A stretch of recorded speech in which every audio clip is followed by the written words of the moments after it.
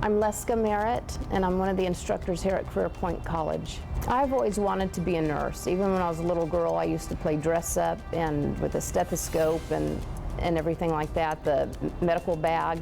So I've always wanted to be a nurse. And I had someone that was in my family that was a nurse, a relative.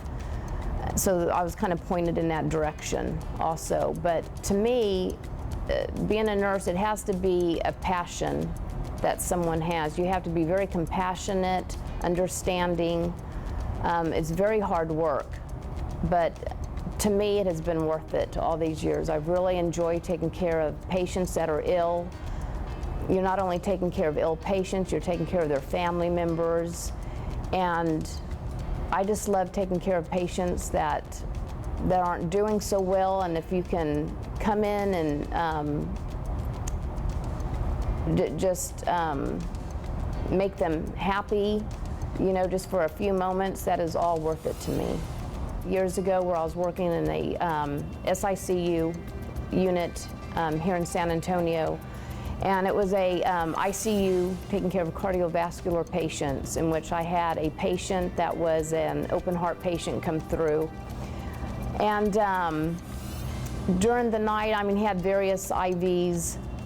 He was on drips to keep the blood pressure up, as they all do, just to kind of keep them stable during the night. And he was intubated. He was on a ventilator to help him breathe until he started kind of waking up, and I could wean him, you know, off the ventilator early in the morning, that morning. He did have a chest tube. He had a coronary artery bypass, so he did have, like, I believe it was 2 chest tubes. And during the night, I could just sense that something was not right. Even though his vital signs were stable, chest tube output was moderate. It wasn't over 100 cc's an hour, so he wasn't bleeding.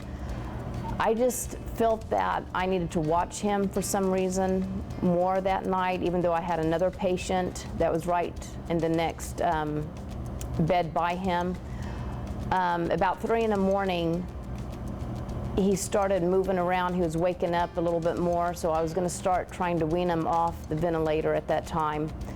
At that point, I had noticed his chest tube was putting out a little bit more than what it was earlier. It was putting out like 50 cc's more than earlier, so it was hitting like 80 cc's 1 hour. The next 30 minutes would be maybe 20, and then the next hour is another kind of large amount, almost hitting the 100 cc mark.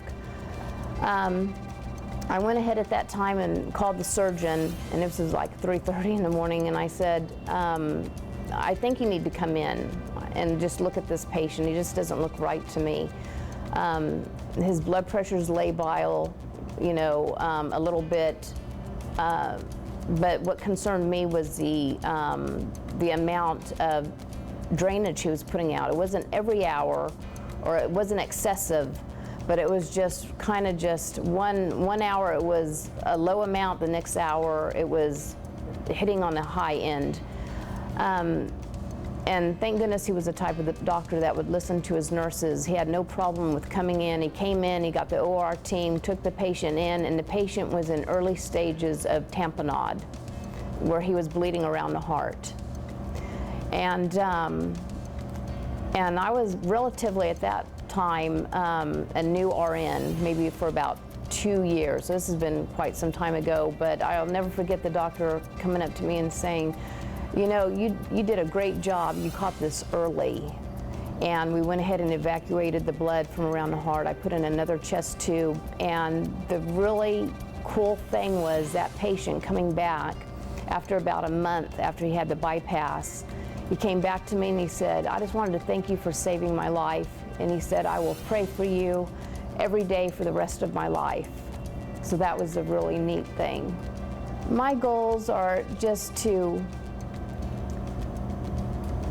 teach the classes that I'm teaching, which is theory, leadership, to the best of my ability for the student, just so they can get a firm, sound, you know, foundation of mental health, and just learning that in leadership, because I get the student at the tail end where they're just about ready to graduate, and just trying to tell them basically how it really is out there. You know, it is stressful, but if this is something you can do with perseverance and determination, you know, you can do it. You have a vast different areas that you can pick from. You know, you could work in a hospital setting, you could work in a nursing home. They have hospice areas that you could work where patients aren't doing well and some are dying. You have home health. Also, you have a doctor's office. There's just so many things that you can do, and that is what is so great about nursing.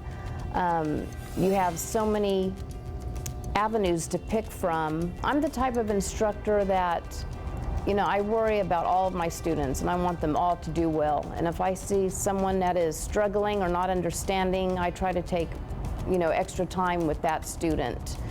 We do offer tutoring if the student needs that.